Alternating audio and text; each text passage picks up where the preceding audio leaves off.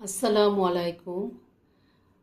আমি Sumi Ahmed, speech and audiologist. আমি দীর্ঘ অনেক বছর ধরে আমি স্পেশাল চাইল্ডদের নিয়ে কাজ করে আসছি। আসলে স্পেশাল চাইল্ড আমার অনেক আদরের এবং এরা আমার অনেক ভালোবাসার মানুষজন। আমি যেখানেই থাকি তাদের কথা অনেক মিস করি, যেখানেই থাকি তাদের জন্য ভাবতে ভালো লাগে আমার।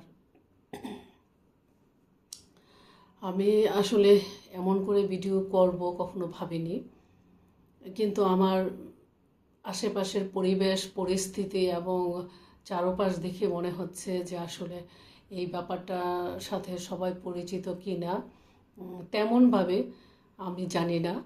তাই আমি চাচ্ছি যে আজকে আপনাদেরকে একটু মানে স্পেশাল চাইল্ড কিংবা বুদ্ধি প্রতিবন্ধী এই ব্যাপারটা কি এবং কাদেরকে বলা হয় তার আগে আমি ছোট্ট করে একটা গল্প বলে নেই। সেটা হলো যে আমার বাসায় একজন ভাই আছে যে আমাদেরকে কাজে সাহায্য করে। তো সে আমাকে একদিন বলল যে ম্যাডাম, আমার নাতিটা তো প্রতিবন্ধী, তাকে আমি স্পেশাল স্কুলে ভর্তি করাইতে চাই। আমি খুবই ওকে নিয়ে দুশ্চিন্তার মধ্যে থাকি। আপনি যদি আমাকে একটু সাহায্য করতেন, আমি কোথাও না কোথাও ওকে আমি ভর্তি করাতে পারবো। তো আমি ভেবেছিলাম যে আসলেই তো তাই। আচ্ছা, আমি ওনাকে একটু হেল্প করার জন্য চেষ্টা করলাম। তো আমি বললাম যে ও কোন ধরনের প্রতিবন্ধী, ওকে আমার তো একটু দেখা দরকার ছিল। তো ওই ভাইটা বলল যে ম্যাডাম, ও সব কিছু ঠিক আছে, একটা পা খোঁড়ায় খোঁড়ায় হাঁটে, এইটাই ওর সমস্যা, এইটাই প্রতিবন্ধী। তো আমি অবাক হলাম যে আসলে কারো পা খোঁড়ায় হাঁটলেই সে প্রতিবন্ধী, ব্যাপারটা কিন্তু তেমন না। তো এটা আপনাদের সাথে শেয়ার করলাম। তো আবার অনেক সময় দেখা যায় যে হ্যাঁ আপা, আমার আমার ছেলেটা কানে একটু কম শোনে, হ্যাঁ ওকে যদি প্রতিবন্ধী স্কুলে ভর্তি করে দিতে পারতাম। কিন্তু আসলে সে তুলনামূলক শুনে, একদমই শুনে না তা না। এখন আমরা যেটা ওভারকাম করতে পারছি না, তখন আমরা কিন্তু তাদেরকে স্পেশাল বলি কিংবা স্পেশাল চাইল্ড হিসেবে আইডেন্টিফাই করি।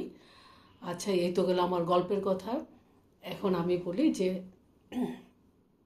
শারীরিক বিকাশটা ঠিকঠাক মতোই হচ্ছে, কিন্তু একটা সময় পরে দেখা গেল যে হ্যাঁ, ওর শরীরের সাথে সাথে যে মানসিক বিকাশটা হওয়ার দরকার ছিল সেটা তেমনভাবে হচ্ছে না। আসলে শারীরিক গ্রোথ যেটা সেটা হচ্ছে, কিন্তু যে মানসিক বিকাশটা সেটা তার হচ্ছে না।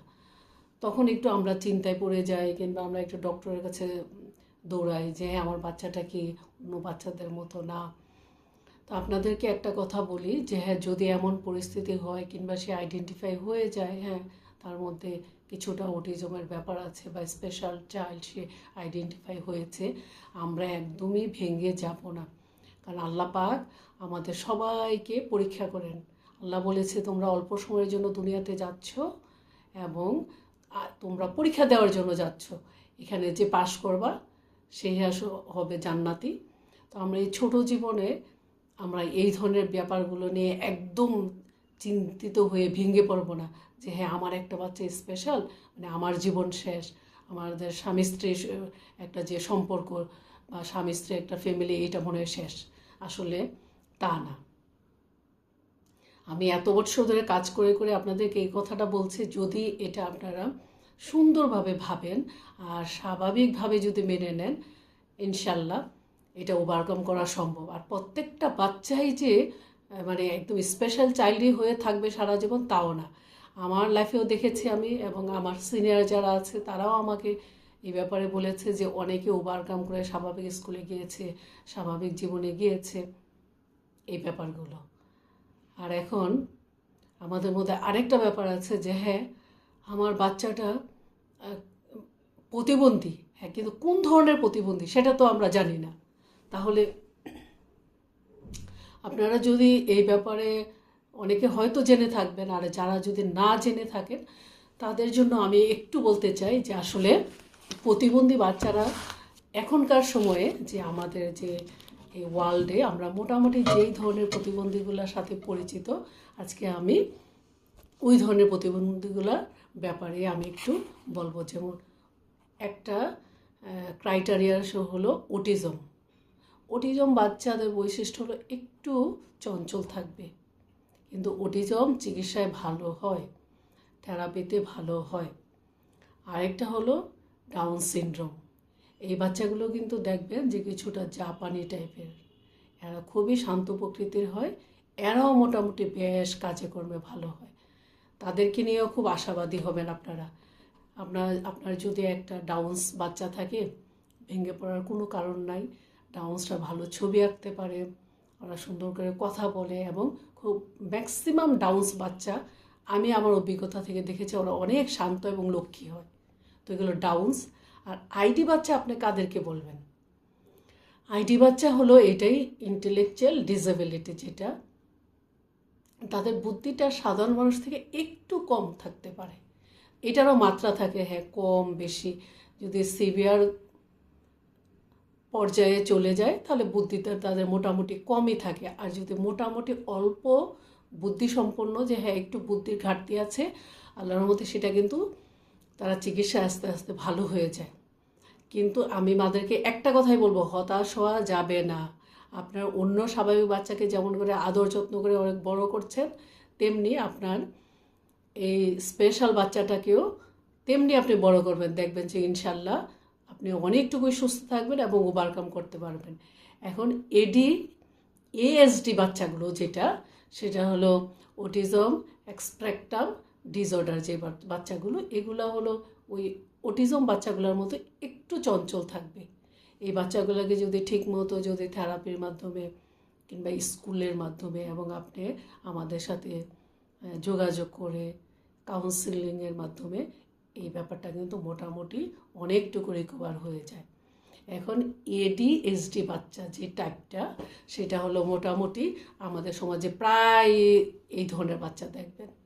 সেটা হলো যে অতি চঞ্চল, কোনো মনোযোগ নাই, প্রচুর খেলাধুলা করে, অস্থিরতা করে, ভাঙচুর করে, এই বাচ্চাগুলোই কিন্তু আমরা মোটামুটি বলি এডিএসডি বাচ্চা। এরা কিন্তু নর্মাল স্কুলেও প্রচুর আছে, কিন্তু নর্মাল স্কুলে এরা মোটামুটি সবার সাথে মিশে মিশে এরা ঠিক পার পেয়ে যায়, ওরা আর স্পেশাল বাচ্চার মধ্যে থাকে না। সেই জন্য আমরা বলি যে সবচেয়ে ভালো এডিএসডি বাচ্চা, তাদেরকে যদি আপনারা নিয়মিত আমাদের কাছে আনেন বা নিয়মিত চিকিৎসা দেওয়া হয়, থেরাপি সেশনগুলো করা হয়, একটা থেরাপিস্টের অধীনে থেকে যদি ওকে আপনারা চিকিৎসা দেন, তাহলে কিন্তু আল্লাহর রহমতে এই চঞ্চলতাটা তার অনেকটুকুই দূর হয়ে যাবে। আরেকটা টাইপ হলো ভিজুয়াল ইম্পেয়ারমেন্ট। সেটা হলো চোখে দেখাটা, ভিজুয়াল। এটা ভিজুয়ালি যে ব্যাপারটা, কেউ চোখে কম দেখতে পারে, সে আরও ক্ষীণ দেখতে পারে, কিংবা কেউ একটু ভালো দেখতে পারে, কিংবা কেউ একটু আবছা ধরনের দেখতে পারে। যেমন আমার একটু দেখতে সমস্যা হয়, দূরের জিনিসগুলো দেখতে সমস্যা হয়। তো বয়সের সাথে সাথে দেখা যায় যে হ্যাঁ এটা আমার অনেকটুকুই আমার খারাপ। যেমন চশমা ছাড়া আমি খুব ভালো দেখতে পাই না।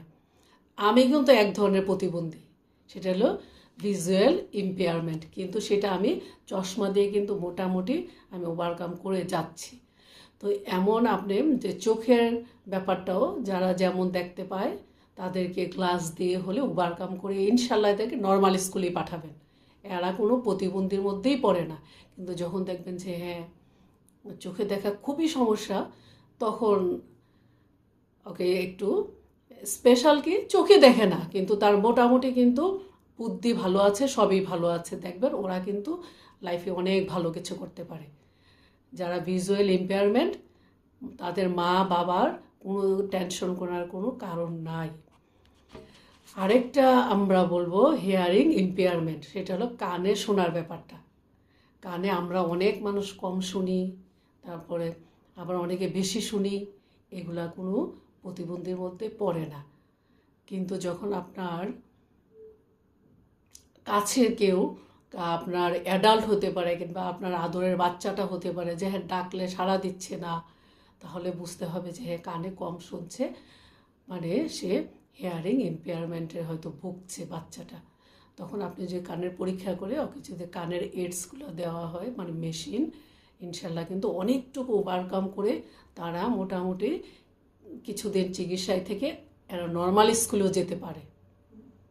আর আরেকটা ক্রাইটেরিয়া এখন আমি বলবো ফিজিক্যাল ডিসেবিলিটি, সেটা হলো ওই যে হাত পায়ের সমস্যা, পায়ের জন্য সে চলতে পারে না, যেটা হলো ডিসেবল, সে একদম যেমন যদি আপনি ক্রেসে ভর করে হেঁটেও যদি আপনি স্বাভাবিক কাজকর্ম করতে পারেন, তাহলে কিন্তু আপনার এই ফিজিক্যাল ডিসেবিলিটি আপনার তেমন কোনো ক্ষতি করবে না, আপনি নর্মাল মোটামুটি একটা মানুষের মতোই চলতে পারবেন। কিন্তু যখন আপনার ফিজিক্যাল ডিসেবিলিটির সাথে আরও যদি অন্য অন্য মাল্টিপাল ডিসেবিলিটিগুলো দেখা দেয়, যে একটু কোমরে ব্যথা বা হাঁটা চলায় সমস্যা কিংবা একটু মুখের সমস্যা, তাহলে আপনার ফিজিক্যাল ডিসেবিলিটি আপনার বাচ্চার আছে বা আপনার প্রিয় মানুষের আছে, আপনি ওইভাবে আইডেন্টিফাই করে আপনি কিন্তু চিকিৎসা দিয়ে সুন্দরভাবে তাকে সাহায্য করতে পারেন। আরেকটা ব্যাপার হলো অনেকে যেটা জানেন না, লার্নিং ডিসেবিলিটি, সেটা হলো যে হ্যাঁ আপনার বাচ্চা পড়তেছে, বানান পারছে, কিন্তু সে মাঝে মাঝে উল্টা পাল্টা বলে কিংবা ঠিক মতো সে পড়তে পারছে না। অঙ্ক পারছে, যখন আপনি বলেন যে হ্যাঁ বাবা 2 টাকা কত হয়, সে হয়তো বলতে পারতেছে না। তো এই ধরনের সমস্যাগুলো লার্নিং ডিসেবিলিটিতে হয়। কিংবা আমরা অনেক সময় নর্মাল যে ছবিগুলো বলি যে দেখে আঁকো হুবাহুব ছবিগুলা, ওদের আঁকাতেও অনেক সময় সমস্যা হয়। তারপরে বুঝতে অনেক সময় কিছুটা সমস্যা হতে পারে, কিন্তু এই লার্নিং ডিসেবিলিটি ব্যাপারটা কিন্তু পড়াশোনার সাথে হিসাব নিকাশের সাথে খুব রিলেটিভ। এই ব্যাপারটাও খেয়াল করবেন। যদি এই ধরনের সমস্যা থাকে তাহলে ইনশাল্লাহ আমাদের সাথে যোগাযোগ করবেন, তারপরে চিকিৎসা নেবেন। এটাও কিন্তু বেশ ভালো ক্যাটাগরির মধ্যে, মোটামুটি একসময় ওনারা স্বাভাবিক লাইফে ফিরে যেতে পারে। আর আমাদের স্পেশাল চাইল্ডদের মধ্যে সবচেয়ে ভালো ক্যাটাগরি যেটা, সেটা হলো গিফটেড চাইল্ড।